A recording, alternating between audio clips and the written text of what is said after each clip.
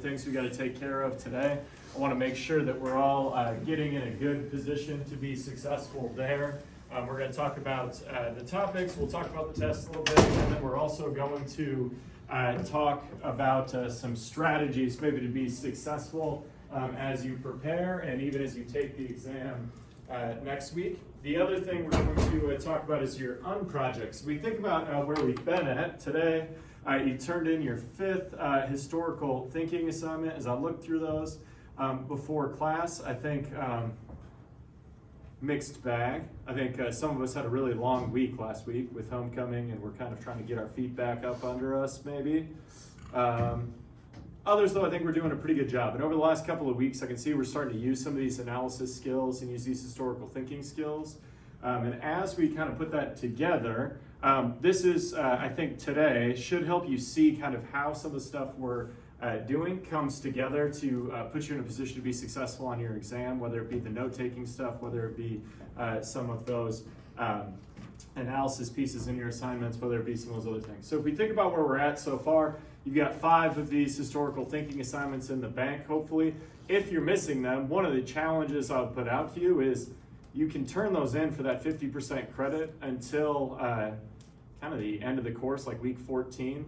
But one of the things that's going to help you on your midterms is if you're missing some stuff, try to get it in this week. You can practice those writing skills, you can practice those analysis skills as they relate to our historical thinking framework, and then you can put yourself in a better position and know where you're at going into the midterm and coming out of the midterm as we go into the second part of the course. Most of you are doing a pretty good job. As I look through the course roster, I think we've got a pretty good start for most of you, but I want you to keep in mind that it is just a start. Even though we've had 5 of these assignments, once I get those grades in later this afternoon, once we get your quiz grade in later in the week, we'll be just right around 300 points out of the 1,000 possible in the class. So that's a lot left out there. And part of that's going to be your exams, which are worth 100 points apiece, as well as we take a look at your Unproject today also. So one of the things is, some of you, I know, tests probably aren't your thing. Keep in mind that one of the ways this course is structured is to give you a lot of different opportunities to consistently, week in, week out, perform. And so if tests aren't your best, we're going to get a lot of strategies to get in shape before we take the exam a week from today.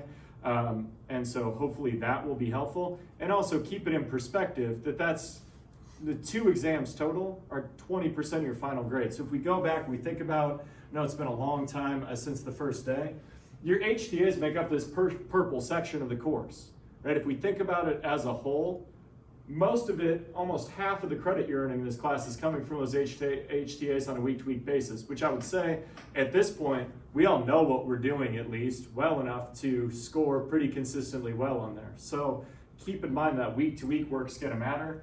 This was your greatest assignment, which hopefully we kicked off with a good 40 for 40 there.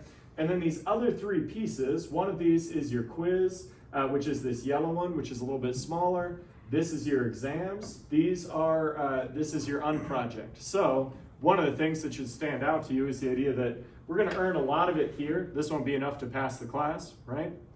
But if you can piece it together with these other 3 parts and these 2 big ones in particular, you have good opportunities left to really put kind of some quality kind of points in the bank there over the next month or so as we get through your midterm and this Unproject. Makes sense? We got somebody locked out. Oh, I was wondering. Jade. You're fine. I thought you were locked out maybe. History Club t-shirt and everything. All right. Let me see, Jaden, if I've got this for you. But when we kind of look at this, I just want you guys to be keeping in mind that there's a lot that's going to go into your success in this course. And I think overall, as we check in here right before we get to the midterms, we're doing a pretty good job. We stayed connected. We're good. All right, so if we look about, we've talked about where we're at, and we want to know where we're going. We have next week on Tuesday, you're going to take your midterm exam. Then after we do that, your midterm and your exam, final exam look identical. We'll take a look at those today, like what they kind of are going to ask of you. And as we do this, you should have a good opportunity to be successful next week. And then once we get done with the exam, we're going to meet again. You guys remember we met the first couple of weeks. I want to sit down with you here after we take the exam next week. We'll go over your test, and then we'll look for areas to improve, and also we'll just talk about how the class is going, that kind of stuff. Just check in and make sure we're in a good spot to be successful over the rest of the semester, whether that's just telling you you're doing a good job and you're doing the things I'm asking you to do, or it's sitting down and going like, all right, we got to make a plan right now, because it's much better to have that conversation this week, next week, than it is a few weeks from now when it's maybe too late to turn things around. Make sense? So you see that, and then the other thing I would keep in mind is as we get closer to studying World War II here, you've got your Unproject coming due. We're going to talk about that first and then the midterm, because I think it's more likely we're going to have more midterm questions at this point, because maybe I just want you to be thinking about this Unproject. These Unproject guidelines are available on Blackboard, so if you go into assignments where you get the forms every week to do your HTAs, you can find this as well. And so one of the first things that should stand out to you, this is going to be due Tuesday, November 2nd, 2021. That's a little under a month away. The other thing that should stand out to you is as long as you have 8 sources, 2 of which are primary, 3 scholarly secondary, so that's 5 of the 8 lined out, you can make almost anything you want for this assignment. I started to do this because I realized that a lot of you have a lot of skills that I don't tap into in this class. The idea that I see if you can do research, create analysis, and write about stuff. And I think that's a good way to learn about some of these things I'm asking you to do. But I also realized all of you have a variety of different talents, abilities, and creativity that I really like to see you bring into some of the things we're talking about. In the same way that when we did that greatest assignment, we took the historical thinking framework and applied it to something else you know about. I think in a similar way, this gives you an opportunity to take some of this course content and apply it to other skill sets or other things you're interested in. Does that make sense? It'll make more sense here in a minute. Okay, so for this, you're going to take a topic related to World War II. These topics you don't have to know today, and I'm not going to, in the past, one of the things I would do is I put up 30 topics all on the board, and then we would kind of go through and pretend it was the NBA draft lottery. I'd assign you all a number, I'd pull them out, and then we would, Bailey would get the first pick, and she'd be like, yes, I'm taking the Holocaust, and you go wipe it off, and then everybody else would be sad, and I don't know, everybody always wants to do Holocaust projects, I don't know. But as we look at World War II, one of the challenges in a class like this, where we're studying all these topics pretty quick, we're moving through time pretty fast from 1877 to the present, things like World War II are really hard for me to cover in a survey course like this. And a lot of you probably know something about World War II. It's one of the most important kind of popular historical topics that whether it be things like the History Channel or old guys I talked to at the grocery store or perusing the books in the library. This is a topic there's all sorts of information about. It's something people continue to have interest in. And there's a lot of different things we could talk about. So I'm going to give you the ability to research virtually anything as long as it relates to World War II and then create something about it. And this is Nadia's worst nightmare. I know, I'm just giving you a hard time. Nadia loves rules and directions sometimes, right? Yeah. And so the idea that this also would have drove me nuts as a student, because I was tell me exactly what to do and then I'm going to try to do it. This would have been a challenge for me, but I'm with you. We're going to work through it and make sure as we go kind of closer to this over the next few weeks, I'm going to put hurdles in front of you every week, whether they be on your quizzes or when you sit down and meet with me, and we're going to talk through some of this stuff and give you an opportunity to start organizing your thoughts and organizing kind of how you're approaching this assignment, because I realized if I don't do that, 4 weeks from now, you're going to show up and some of you will have really done this. Some of you will have started to think about it the night before and will be in trouble, right? Because it's a huge part of your grade. So we're going to start moving in that direction. When I say you can make anything, people make a lot of different stuff. We saw the video at the beginning. That was kind of a group project that developed with some of my students from last year. They did an American Revolution video because they were in the other 1877 course, and that's what they were assigned to do. And they're all really into The Office. They've been interested in making weird videos. And I told them that as long as they each had these 8 sources, I don't care if they kind of conspired together to make something a little bit weird. That's kind of the point of the assignment. And so you guys just saw the beginning of that. It ended up being about 25 minutes long because they each had to have a little bit of a part in there. But it worked out great. They each used their 8 sources. It was definitely informative, and as I talked to a couple of them last weekend, they were all still like, that's a thing they remembered about my class, which is one of the other goals too, is that this will be something that will be maybe memorable for you as you work your way through. You by no means have to make a video. You can, but you can do all sorts of different things. Maybe you want to make some kind of documentary video that can look a little bit different. Theirs was obviously more of a parody kind of exercise. Some people will record more like presentations or things like that. People, I don't even know what these are called. Like I guess there's a thing on YouTube where you like eat while essentially recording a podcast. Yeah, I don't know what that is. Mold, come on, Emily. People did that last year. I don't know. It was a weird to watch them eat and talk through the stuff, but certainly an option. Also, whatever. I'm not here to limit you on this. If you think your idea is like really weird, Nelson, run it by me, and I'll go like, oh, okay, that makes sense, or that, oh, I don't really get it. But yeah, Jaden. Say you and somebody else ended up getting like kind of the same topic. Could you do like a collaborative thing with them? That's what I'm saying. If you guys want to like partner up, and I mean, you can, if you're gonna make a group of some kind, make sure you run it by me, because I want to give you some additional direction to make sure that like I can see how you're putting it together and who's kind of doing what. One of the things like in that group with that kind of office video we're looking at, I knew like talking to them and sitting down with them, Michael was going to do most of the video editing. I knew that Elijah was going to write most of the stuff. I knew that like there were other parts that we developed to make sure that like it wasn't probably perfect work distribution, but I got a like spoiler for you guys that like anybody a real like anti-group project person? Depends on who I'm with. Sure. Anybody like really love group projects because you're just gonna be an absolute slug? That's not you. Not a slug. I didn't raise my hand. Sometimes when I was in school, I hated group projects because I love to do stuff and I hate to delegate things. And so like, I would just end up doing it all. And then I realized like in adult life, when you guys leave here and you go get other jobs, sometimes that's how it works too. Dave does everything in Waldorf, right? Forever. Sometimes you end up kind of in those groups anyway. And so I think that can be an important skill to be working on also. It's the idea of like, if we can break out these parts, you can, if you're a control freak person like me, you can let some of it go to somebody else. Also, like, I would have never in a million years done this with another person, and I would have taken the easiest, most direct way out, which is to write a paper. That is an option for this also. Where it says paper, you gotta write 4,500 to 5,000 words. You guys write between 750 and 1,000 words for this class every single week. So if you were building out some of that other analysis, some of those other kind of things, it's not that hard, and it's also the, I don't know, many of you at this point in your college career are comfortable with writing papers, especially in here because you do it on a week-to-week basis. That's fine. I don't care what kind of project you pick, and if that's what you want to do, that's cool. People do other kinds of writing things too. Nelson, you're new.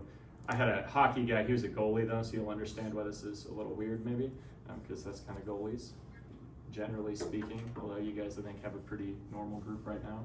One of the guys who's a goalie and also a history major, every single one of these, because I'll do this in most of my classes, he would write a diary for somebody in history. So like when he was in my Roosevelt's class, he wrote Eleanor Roosevelt's diary, and he wrote like 25 pages incorporating his different sources to like talk about her daily life as they navigated the start of World War II. Worked out great. Other people like to write historical fiction stories. Other people, I've had people make graphic novels if that links into their kind of skill set a little bit better. Other kinds of writing projects, make sure you run it by me. If you want to write like an epic poem that's going to be really long, we'll have to have a different word count, but I think we can come up with something that would work. I don't know. Michael, I know you like to write poetry, so you'll be in, right? As we go through this, there's a lot of other things you could do too. People, performances, it says on here, and that can be anything from like, I've had students decide to write short, like monologue kind of one-act plays and then show up in costume and do the thing, which I anticipate, Jackson, that's what you've got lined up. You're gonna play the most recent one. Somebody in my American colonial class last year, she wrote a one-act play that was her as a woman disguising herself as a man to fight in the American Revolution. Turned out great. She used all the sources. She came, she did her thing. It was awesome. Performances can also be other kind of things. If you're like an aspiring SoundCloud rapper, you wouldn't be the first person in my class to make a rap song. I have people write music for this assignment regularly. I don't know. Hey, Sam was at homecoming. Anybody see Sam perform? Sam definitely made a rap song for this class a couple years ago. That's where he got his start, Monte. But I don't know if I'm going to take credit for that or not. But you can do all sorts of different things with this. Last year, one of my students in the 201 class, he recorded himself playing the Battle Hymn of the Republic on 8 different instruments and then merged all the sound files together and then wrote a 1-page write-up using all of his sources that explain the historical significance of the song. Worked out great. If you're thinking about doing something like a PowerPoint or something like that, I would encourage you to instead make a website, which is really easy. If you go on one of the free platforms like Wix or WordPress, or I don't have any kind of like preference of what you would use, it can be that simple. You can build kind of a very simple website that I think is similar to kind of building a PowerPoint presentation, except it's easier for me to follow and grade as we work through. I think we know what websites are, although the definition here is there in case you're wondering. People have also used this as an opportunity if you have other skills. For instance, last year in my Vietnam class, I had a student, you guys are too young. You guys remember the Oregon Trail video game? Do you know what that is? Like, you have died of dysentery, right? In my Vietnam class, I had a student build a video game that was very similar to that called the Ho Chi Minh Trail. Based on that famous trail in the Vietnam War, and he put together all of these different options you could click on as you went through. Ultimately, because he was who he was, you died. You couldn't actually win, which I found very frustrating when I was trying to grade it and trying to go through and win before I graded it. I bet I wasted 2 or 3 hours, but I guess successful video game. I was engaged with the content, looking at it in different ways. So a lot of different stuff you could do there. Podcasts are fine. I will warn you that podcasts and exhibits, which I haven't talked about yet, podcasts tend to be like people that forget to do this go like, oh, word, I will just like sit down and record myself like reading part of my HTA and talking about whatever for 10 minutes. Please don't do that. I have to listen to these and like, it's terrible sometimes. If you're going to do a podcast, there's a way to approach that, right? Have an outline, know what kind of things you're going to talk about, know how you're going to talk about your sources, and then have it as a conversation. This is one people will group up on a lot. That's an option. Exhibits are also something I see people cut a lot of corners on. Like, exhibits can be different things. Like, for instance, at the high end of that, I had a student last year who she brought in a bunch of, in this class, they were working on the Great Depression instead of World War II. She came in and brought a bunch of objects from her family that were in their family during the Great Depression, explained how they showed choices that her family had to make during the Great Depression to continue to like survive. It is pretty cool. On the flip side of that, people will come and like get the old trifold cardboard, and they will print off like 8 or 10 black and white pictures in the computer lab, slap them up there, and then be like, think they're really smart and they'll go like, ooh, all these pictures I just printed off the internet have captions. I'm gonna write those captions with a marker on this board, and I'm gonna turn it in. Please don't do that either. Just be shooting yourself in the foot. There's ways to do things at a higher level or a lower level. This is one of those things that like, I'm giving you a lot of freedom here to create what you want. And so like in this, I think you have freedom over your topic, you have freedom over the thing you're creating, and my expectation is that you're gonna take that and run with it. Does that make sense? Nadia, you're gonna make a lesson plan maybe?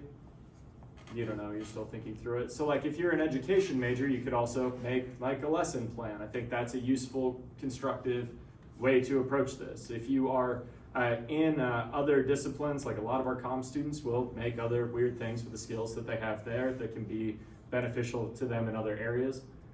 Again, this is meant to be a fun thing that you can do that will help you understand and explore something that you find interesting in the class. And World War II was fought globally. There's all sorts of different approaches you could take this, and we'll talk about some of these topics maybe a little bit next week if we're getting kind of stuck. Does that make sense? We got questions on this? Is it on Blackboard for us to look over again? Yeah, so if you go into assignments on Blackboard in the same way that you do every week to get your HTA stuff, they're all just in chronological order, so it'll be like 3 from now or so. But it's all there, you can look at this, and we'll kind of just go from there. Other stuff, you got a little bit under a month before this is going to be due, and you're also going to have to in some way present this to the other people in the class so we can gain benefits from each other's knowledge. Other stuff, make sense? Just keep it in the back of your mind. Now we got to shift to your midterm, which is going to be a bigger deal here, right, Nico? Because we got to get ready. You going to be ready? Hopefully. All right, so as we go into this, your midterm exam is going to look almost exactly like this. And I've been telling you since the very first day of class that what I really care about you doing in this class is taking these 6 historical thinking aspects and applying them to historical situations. So one of the things about assessment, and when I think about how we're going to, how I'm going to check in on your progress, I do this every week, right? I'm looking at how you're taking notes. I'm looking at how you're constructing your analysis and doing these research things and putting together your HTAs on a week-to-week basis. This is just another way for us to check in on this. And this will also hopefully get you to understand how we're doing these notes on a week-to-week basis. So the first thing, these won't be in this order. Don't think you're that smooth that like I just won't rearrange them. This also should be very easy, Nelson, right? These definitions, if we don't have these down, I'm starting to worry, but that's also why I put it on the front page. Some people really don't like taking tests, particularly essay tests. And so one of the things is, number 1 strategy for being successful in this test, go 10 for 10 on these to start. They're there literally to hopefully provide you with a free 10 points and a bank for like as you get into the other sections, if you get stuck, hopefully you can go back and at least use that definition to get your wheels turning and going again. If you're wondering what these definitions are, they're in italics on this note-taking sheet you use virtually every day in this class. Also makes sense now why you've been being asked to do this on a week-to-week basis in here. Because if you were to take this and you were recording notes about the Spanish-American War like I have on this example here, hopefully some of your thoughts are already organized in these areas you're going to need on this test.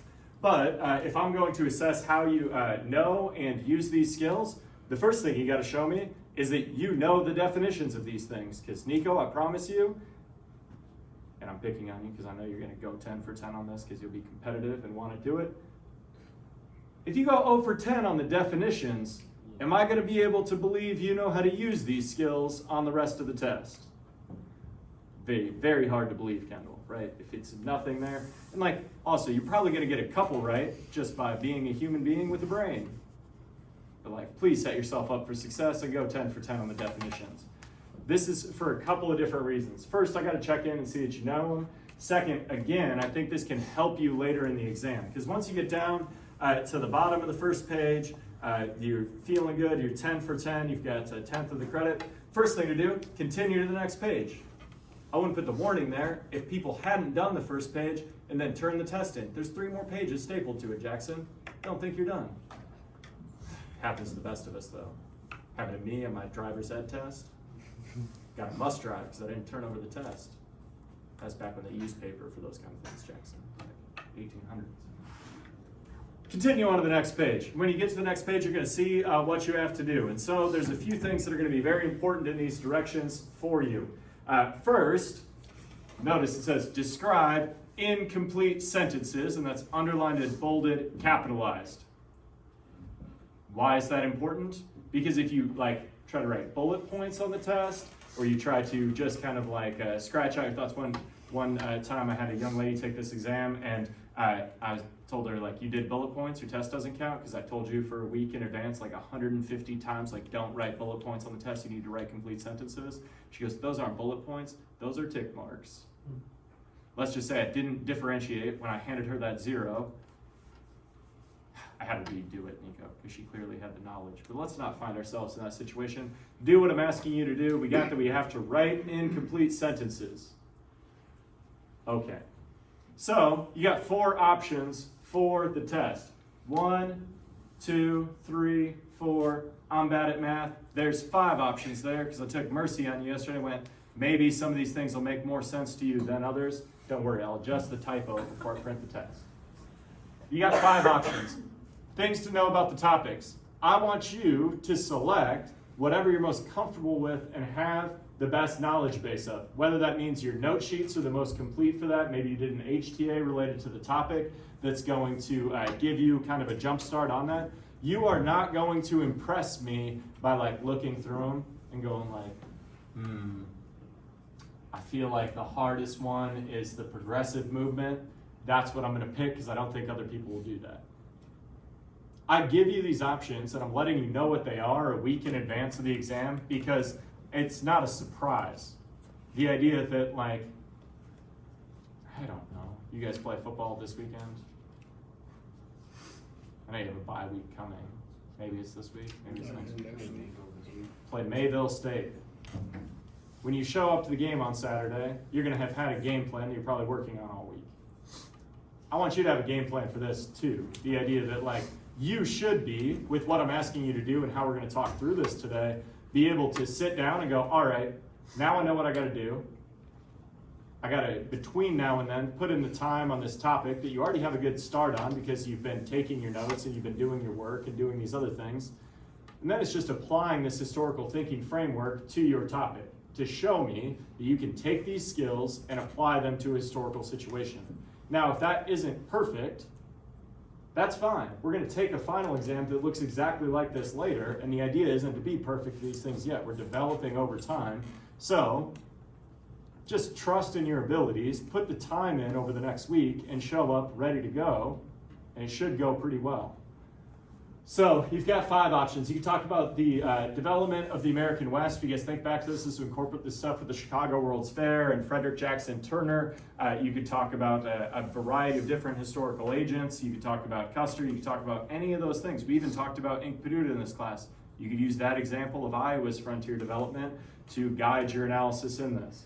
You could talk about American industrialization. We've had 2 different weeks that have focused on this, both your first HA and your third one, and actually technically probably the one for today, all focus on things related to American industrialization. You could pull from all 3 of those different areas to drive kind of the content for your essay as you put this together. But again, as you work on this, if you put the time in over the next week, it'd be really easy to show up at History Help and Hang on Monday night and ask me or the other tutors for this class that have already done this exam, does this look all right? Be easy to come to my office during office hours and go like, okay, I'm putting this together, I'm really stuck here, I don't know what it is, and I'll hopefully be able to get you unstuck.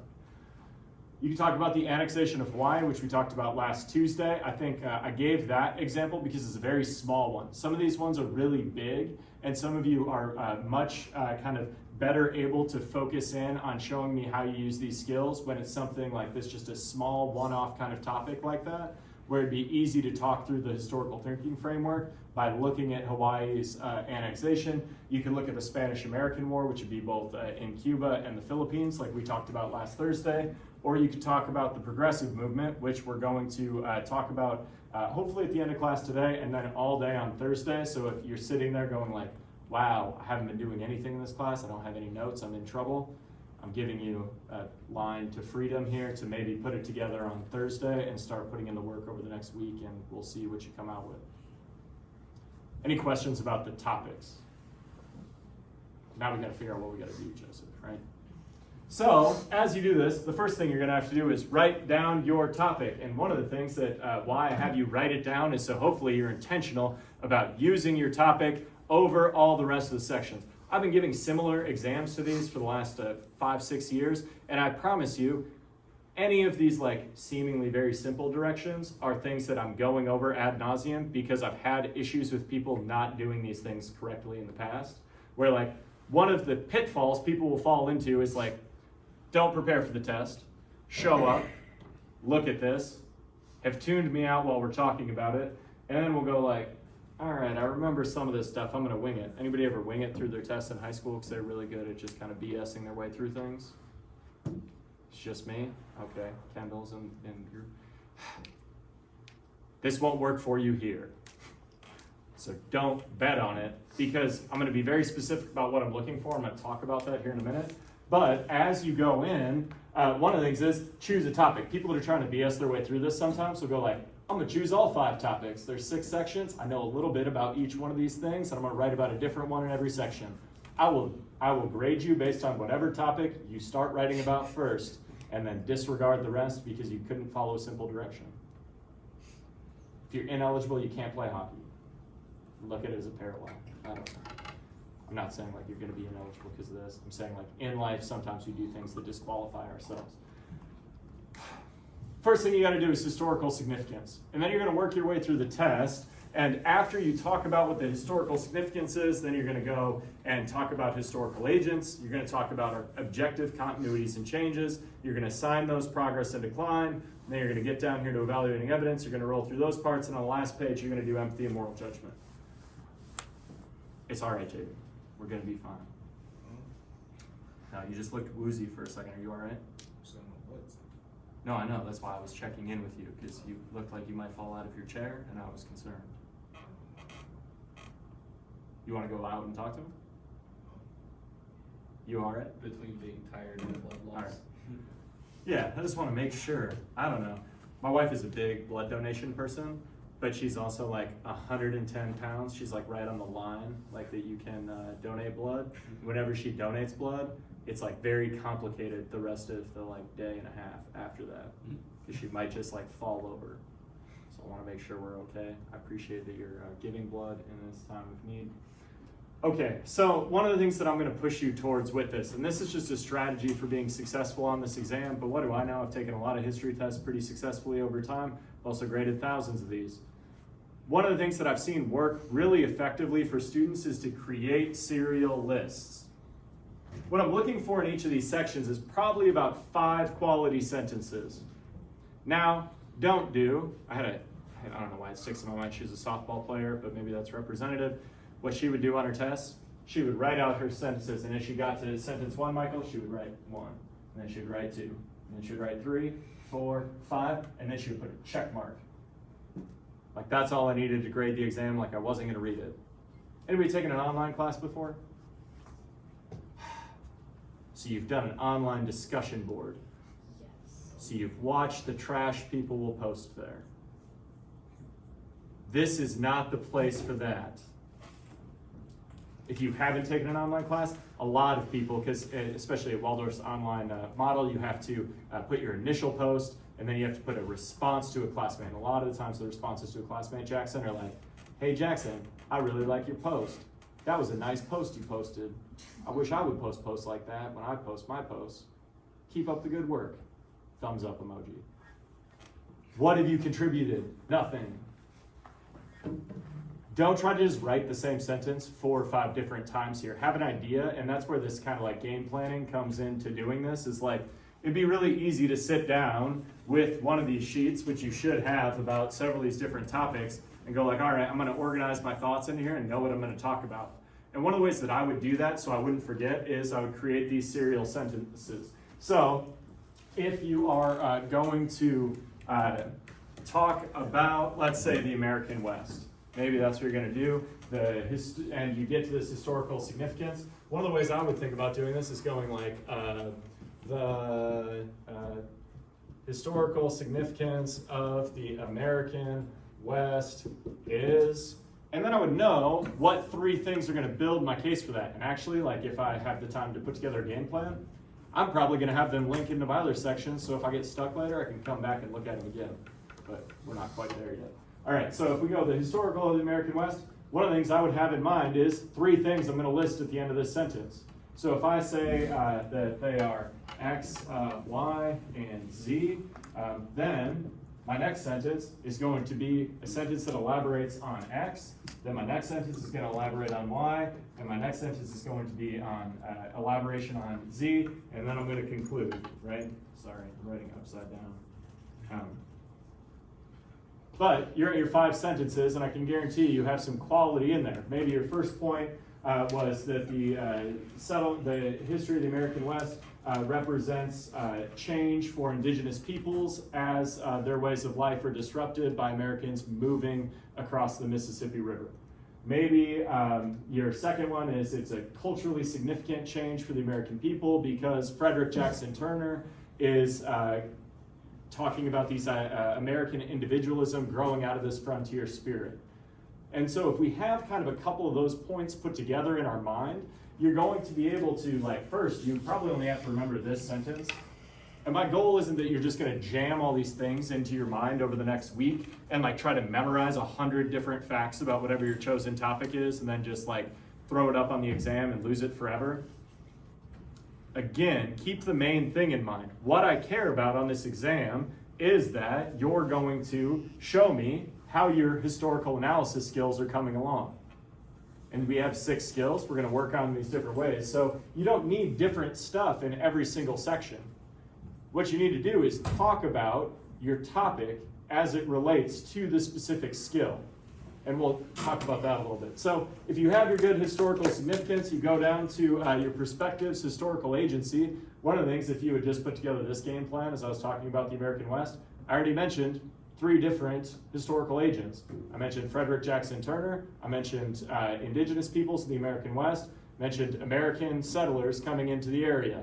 Sounds like a good start that you already have linked into your historical significance. So you can pull those back out and talk about them individually in here. Does that make sense? You could see kind of how you could start to tie some of these sections together. And with agency, we want to make sure we're keeping in mind, this isn't just like identifying who's involved in the situation. That's a trap I see some people fall into. They'll go like, the American Industrial Revolution involved a lot of inventors and poor people working in factories. End of sentence. End of section. Not enough there. Nico's shaking his head. He goes, that wouldn't be a very good response. As you do this, you want to talk not about just who's in these situations. You want to talk about how they're shaping these historical events. Why are they important to our study of this? And that's how we've been talking about agency. And some of us are doing this better than others, especially in your analysis on a week-to-week basis. One of the ways you can work on this, and if we struggle with it coming out of the exam, is when you do your primary source section on your HTAs, talk about the person that's creating that primary source on a week-to-week basis. You'll get better at these skills as you use them in different ways. So let's say you get your agents lined up, you've got your historical agency and your historical significance sections done, you get down here to continuities and changes. Now again, it should be easy if you put together a good plan with your historical significance section. Most of the things that make these events that we're studying historically significant are changes. And again, when we think about these continuities and changes, we want these to be objective, things anybody would agree on, and we want them to be important enough, probably that they're making your historical significance section. Should be pretty straightforward. If you're looking at the Spanish-American War, you could talk about a continuity was the Monroe Doctrine, and Theodore Roosevelt building onto that with the Roosevelt Corollary, like we talked about last week. A change would be the United States deciding to pass the Teller Amendment to give Cuba its freedom and then to colonize the Philippines. Be pretty easy, and you've got like a couple right there. And so like with continuity and change, to build this out, again, I would probably focus on like, you could have probably only 4 sentences in this section if you had like one really good one about like 2 continuities, and you had one really good one about 2 changes. You introduced it and concluded it and moved on to your next section. Does that make sense? And again, can we start to see how this can like build together and how you can kind of knit together a quality response? Because if you do this and you've now got, we're making our way down the test, right? Your hands cramping up. Zach's like, no, I'm ready. I play video games all day. My hands are in great shape. Keyboard, sorry. I don't know about computer video games. Still playing that PS1. As we go through this, now it's like if you have your significances, that helped you with your continuity and change section. If you have your historical agents, and then you have your continuities and changes, progress and decline should be really easy, but this is a hole people fall into every single time I give this exam. One of the things we've been talking about with progress and decline all semester is when we think about progress and decline, we always have to ask for whom. So if you've done a good job with your continuity and change section, you should have about 4 continuities and changes lined out. if you did a good job with your historical agency section, you should have identified the people and groups related to your historical situation. So if we continue with our Spanish-American War example, in your historical agency, maybe you talked about Jose Marti or Theodore Roosevelt or some of these other people, but we have kind of some big groups, right? You have Americans, you have the Spanish, you have Cubans, you have Filipinos.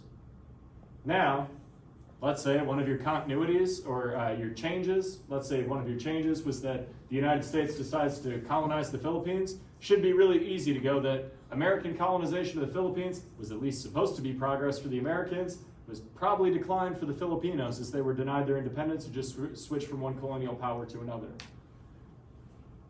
Cuba, progress for the Cubans, progress for the Americans because their commercial relationship continued to evolve as more people in Cuba gained autonomy and self-control of their own government, declined for the Spanish as they lost their last significant colonial holding in the Western Hemisphere.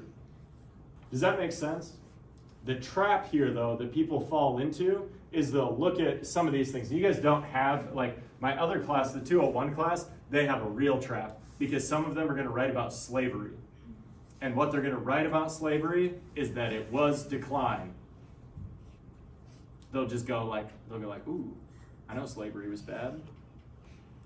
I'm going to write a whole 5 sentences about why it was so bad. We looked at some graphic stories of slavery and how that system worked violently. I'm sure they've got some stuff stuck in their mind. You all don't necessarily have a topic that could be like that, although maybe you would you want to go on a rant on indigenous peoples in the American West if you chose that topic and you go like, the settlement of the American West was just all decline because it disturbed native peoples and ruined their way of life and whatever. And you'd be part of the way there. But again, we want to have progresses and declines, and you should be assigning them to the groups you talked about in historical agency. Does that make sense? Because if you do that, now all of a sudden you've been moving through this and you haven't had to have that much different information. You're showing me that you know how this historical thinking framework kind of functions, and you're moving towards a place where you're going to be able to finish the exam well. So as you go on to the bottom of this page, one of the things that's going to stand out to you is evaluating evidence. And maybe you're thinking like, well, we're not going to evaluate any evidence. I'm sitting in here taking an exam. You won't be sitting in here, be sitting in the big pit, and I'll be sitting behind you, making sure you don't cheat. If you cheat, I will flunk you for the test and for the class. Sound cool? Don't be, people have tried me on this in the past. It's a hardline position I have because I'm giving you all the tools to be successful here. I have expectations that you're going to meet the things I'm putting in front of you. And if you want to dishonor yourself in the course like that, you're done with us here. And so imagine if you did all those HTAs. Imagine if you're the kid that one time I failed somebody on the final exam and then failed them for the whole class after they had done all the other work for the class. Don't do it. Also, then you'll end up on academic probation. You'll get dismissed from Waldorf. You'll show up at academic progress and admissions committee. And who will be waiting there for you, Nelson? You. Me. And I'm supposed to be the nice person on that committee. So if you don't have me on your team, you're probably in trouble. Just kidding. Well, I'm not kidding at all, but don't cheat. You're here to grow. You're here to get the best out of yourself, so let's do it. Evaluating evidence, though, as you get here, you don't have to look at any sources. You shouldn't be looking at anything. You should be using your brain to take this exam. So you don't have to write anything where this colon is next to evaluating evidence. What you need to do are have a couple, 3 good sentences about these factors as they relate to your topic. So if you were talking about, let's say, American industrialization as your topic, you might go, the political factors were the government-sponsored railroads, and that's a point you want to go off on. Maybe you're in economic, you're going to talk about the American economy radically changed through and became much more interconnected during the Industrial Revolution. Maybe you're going to talk about in the social and cultural factors, how going to work in workers' utopias, like we talked about at Pullman, Illinois, or we talked about, we saw in the book at Lowell, Massachusetts, going to work in these reorganized people's social relationships and really created problems for different cultures. Does that make sense? Like you just have to, and you don't have to have like 4 or 5 sentences. I just need you to have a couple of things to show me that like you understand what our definitions are and how to apply them here. Does that make sense? Cool. Then we get to the home run section of the test, Nico. Another piece of advice, don't leave these blank. I can't cut you any slack if you don't write anything down in any of the sections. I'm not that nice, but I am nice enough that if you like write a sentence, I might give you like 2 or 3 points, even if it's absolute garbage. But if you just leave it blank, what's my option? 0 out of 15 for that section. And sometimes people will do that. They'll leave like huge swaths of this test blank, and then they get down here, they flip to the last page. They're feeling great because they've made it. Their first big essay, midterm college exam, you flipped it over and it says empathy and moral judgment. And you go back to the front page, you look at your definitions, you go, ooh, understanding how people in the past think in relationship to how we think today. This is kind of subjective. I'm just gonna write whatever, and I'm gonna write as much as possible, and this is where those BSing skills come in, right? You're like, all right, time for the Hail Mary pass. Jeff Samardzi's open, Brady Quinn's back in the pocket, he's gonna throw it 86 yards. It's not gonna work out like that. It's the best sporting event I ever went to though. Notre Dame Stadium, Saturday afternoon, place was rocking. Empathy and moral judgment. When you get here, I don't know if it's a psychological thing. We'd have to call Dr. Benesh or Elaine, Dr. Bossard, and ask them about it. For whatever reason, people turn to this last page and they go like, empathy and moral judgment, I can be real judgmental, I can show empathy, and I have a whole page to do it. This is where I'm saving the exam, time to turn things around. Notice it's still only worth 15 points. Also, I can tell you that like, this may be totally unfair, but it's an ethical, moral position I have. I very rarely give people 15 points on this section because it's impossible to fully put yourself in somebody else's shoes. So if this is saving the whole exam, it's probably not going to work out. Anyway, as you do this, this is where you can kind of bring it back together. And sometimes people struggle with this because maybe you've written 5-part essays in the past or other things. You are really just completing an essay. It's just much easier than if I were to hand you a blue book and go like, all right, write about the Industrial Revolution. The answers I would get would be wild. Where with this, I can like tell you what to talk about where, but you can also build it into a thing. So like, if you're thinking about this as an essay and that's a mental stumbling block for you, historical significance, that's basically an introduction. You're talking about why we care about that, why it's a big deal, why it's something in a 16-week course we've chosen to focus our time on. Sounds like a pretty good introduction. Well, then if you're gonna tell any story, I don't know. Still got the inverted pyramid in my mind, but like, then we need to know who. Then we need to know what. So continuities and changes. The where kind of gets put in there sooner or later, depending on what you're talking about. And as we work through this, this is where like you can, it's almost like I'm just giving you headings for this. Also, another, I don't know why I gotta tell you these things, but it's because people will try all sorts of weird stuff, right? Like don't write size 72 font. I'm not grading you based on how much space you fill up. Now, because I look at your guys' notes every single week, I know what your handwriting looks like, and some of you do just write really big. Some of you write really tiny. Some of you write in cursive. I don't really care how you write. I used to work in a restaurant for a long time, and I had to read people's orders, so they would like write at tables in a big hurry. I can probably read it. Now, also don't take it as a personal challenge to write such an illegible test that I go like, oh, guess Nico gets an A because I can't read it. That will not be my response, I can promise you. These, when I hand them to you, it'll be 4 pages stapled together, and the back of every single page is blank. So, if you run out of space, draw an arrow and take it to the back. Again, show me what you know, have a plan, put this together in a way that makes sense. Nadia, you've done this before. You got any advice for your classmates?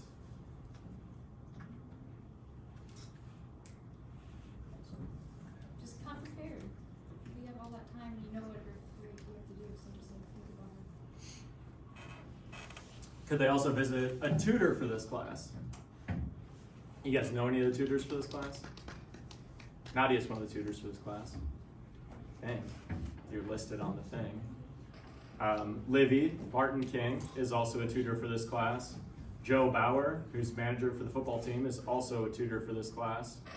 And I can tell you, if you like looked around, like hundreds of people have taken these exams that are on this campus. And many of them have done well.